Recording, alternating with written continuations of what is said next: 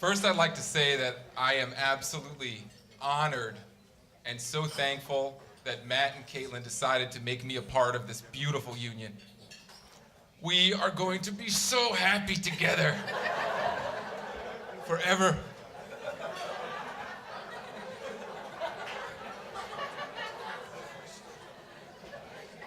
Now, I want everyone to relax. Take a walk with me on a journey. It's a tale about adventure, excitement, fears, and love as the glue that held all the struggles together. It's a tale of two beautiful people that found each other in a dark, lonely world. It's the tale of me and Matt.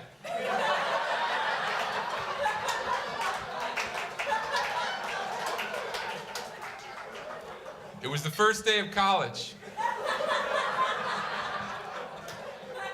He was the first man I met, and I was the first man he met. Over the next couple years, he would do a lot of growing. Literally, he gained about 40 pounds. He was so svelte when I met him. Now, most of our time was spent in the library studying and working.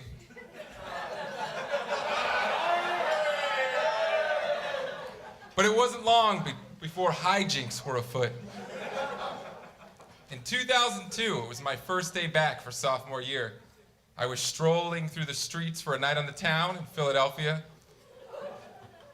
And behind me, I hear a yell. It's my friend Matt, and he's riding a golf cart. I see that some of our pals were also riding the golf cart. He says, "Hey, buddy, jump on." Naturally, I think, what could go wrong? Swell. Roughly 70 seconds later, we are swarmed by Philly's finest as several cop cars, sirens blaring, surround us from all sides.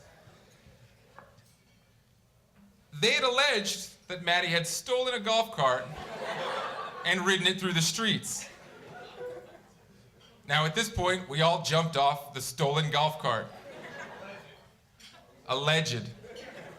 Most everyone had fled, running for their lives.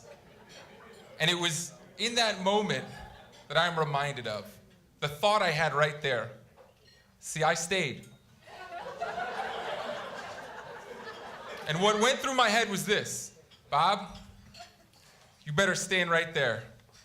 Because when your best friend is going to jail, you damn well stand by him.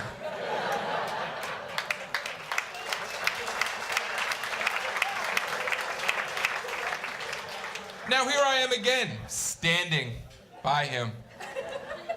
Not to equate marriage with jail, but I think we can all agree that at the end of the night, he'll be ushered away by an authority figure.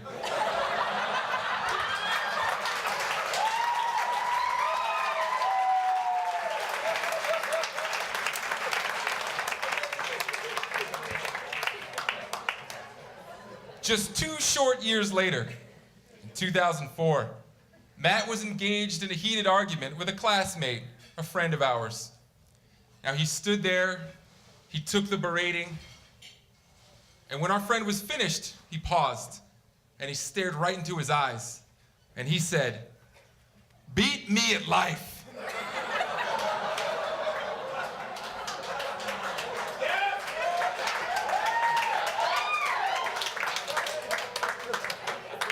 Now, out of context, that just sounds like the ravings of a sociopath. In context, I'm not sure if it's much better, so I won't even explain.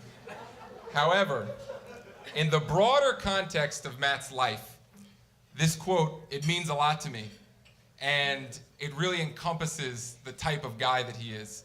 He lives his life with so much passion and so much intensity. It's hard for me not to be inspired by it. As we became closer as friends, we pushed each other in this way.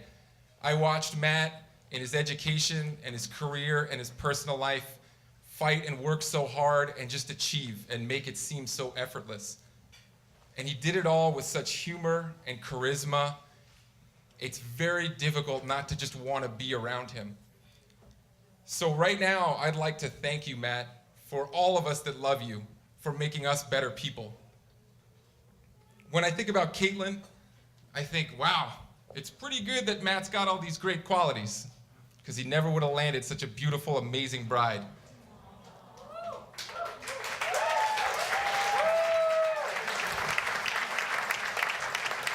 You guys see, Caitlin shares many of the same great qualities. I know that together they're going to inspire and challenge each other for the rest of their lives. And together they'll reach things that most people could only dream of. Literally, they will reach up on shelves to get things that most people could never get.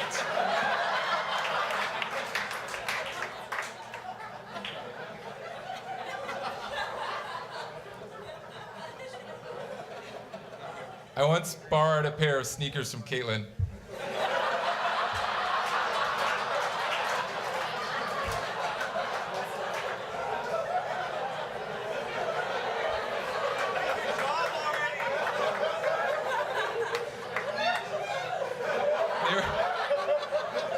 They were too big and I fell down the stairs.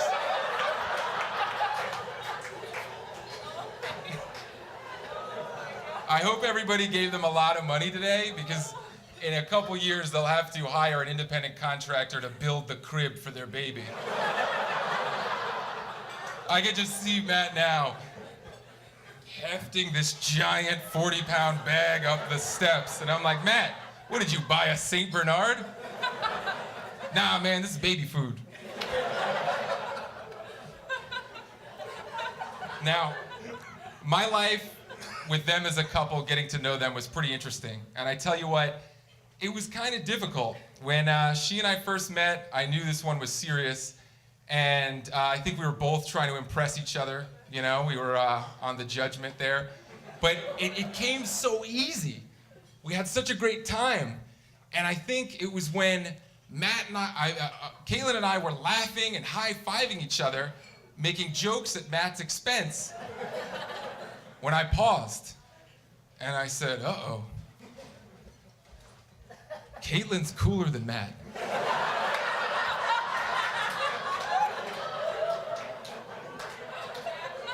You gotta understand, that's hard for me. Matt's a popular guy.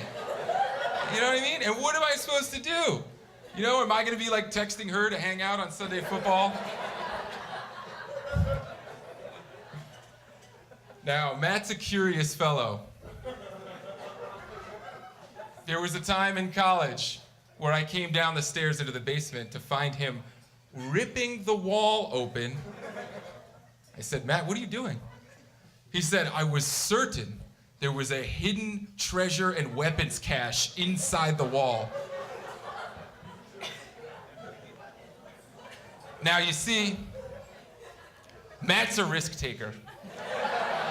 There was no treasure, and there were no weapons. But he was willing to break down walls to get what he wanted. It was that kind of risk-taking that got him Caitlin.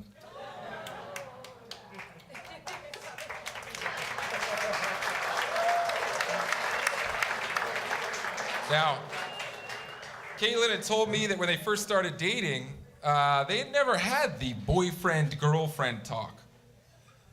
I said, oh, really? I said, well, how did that work out? She said, well, one day, Matt simply introduced me to someone as his girlfriend.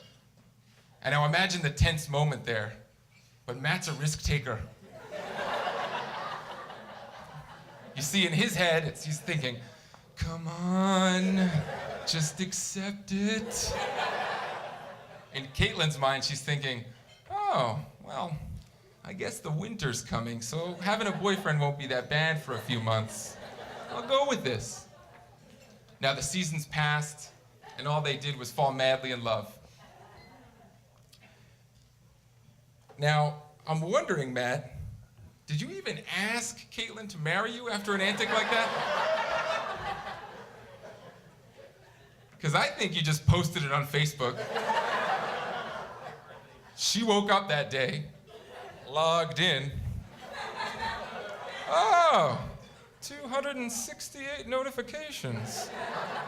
That is a little above normal.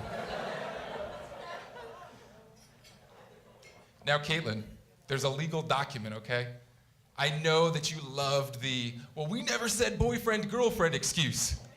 But that's over. It's exclusive. I've used that excuse before many a time. I know how powerful it is. You are married now. Now, tonight, I wanted to share with you guys a quote about love from the great Dr. Seuss. I think it's very appropriate.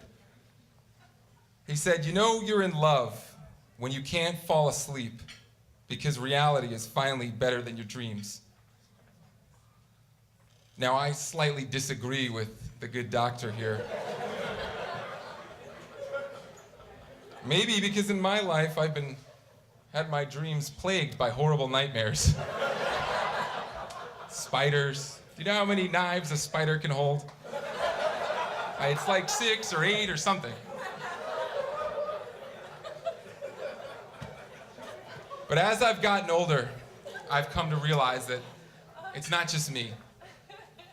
Every man has nightmares.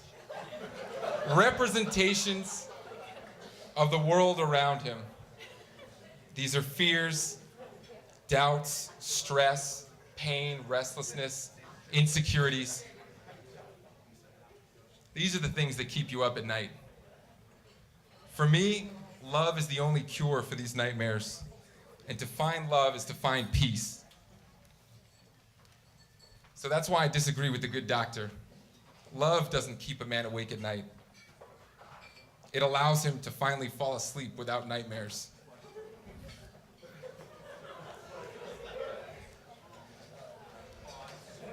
It's the kind of sleep where a man, in the middle of the day with the sun shining, lays right on the couch, clothes and shoes on, with his woman placed perfectly on top of him. Because that's the only place anyone except her could fit.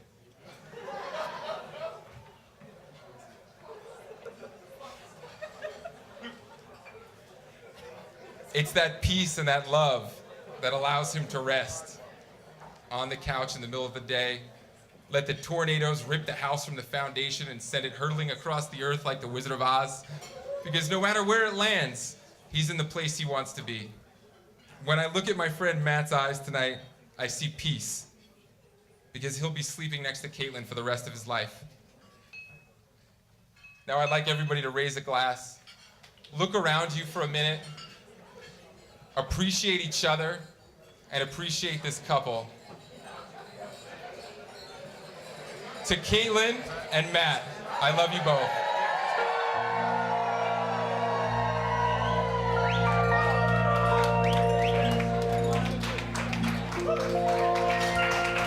That was awesome, Bob. Put some thought into that one. I got a deal. Start right away. Yeah, start right away. All right, folks, it's time to dance. Who wants to dance? Let's go.